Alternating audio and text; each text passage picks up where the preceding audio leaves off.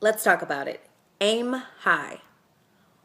What are your goals? What are you shooting for? Where are your sights set? Because I think a lot of people tend to go through life just kind of flowing with it, going with what they think they're supposed to be doing, kind of just going with the flow, and they forget to even set goals in the first place. And then when they do set goals, it's small things like, or what I would consider small things like, they just want to have certain materials. Like, I just want a house, I just want a car.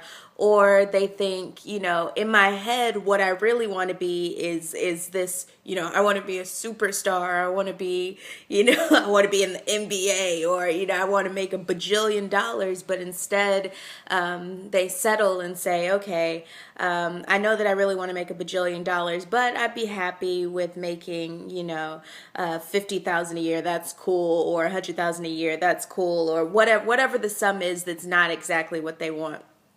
There's that famous phrase that says, shoot for the moon, because even if you miss, you'll land among the stars. And I think that that's a good phrase, but I think that there's something that misses, because what it's saying is that if you have a lofty goal, even if you don't achieve that goal, you'll be able to achieve big things.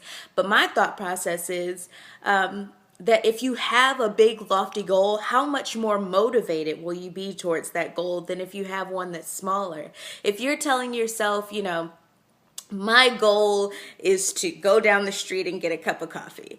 It's like, okay, cool, you can do that or you cannot do that. Your life's gonna pretty much go the same. Nobody really wants to go get this cup of coffee. But if you say, my goal is to climb Mount Everest, how excited do you get when you hear yourself say that? It's like when you set these goals that are even outside of the scope of your imagination, there's something that you don't even think it's achievable. That gets something going in your system. You start to get excited and you start to feel like, ooh, this is something I really want to do. This is something that I can do. This is something, if I get it, if I can achieve it, it's going to be so sweet. And that is the reason why you don't set small goals. Don't ever set yourself settling goals.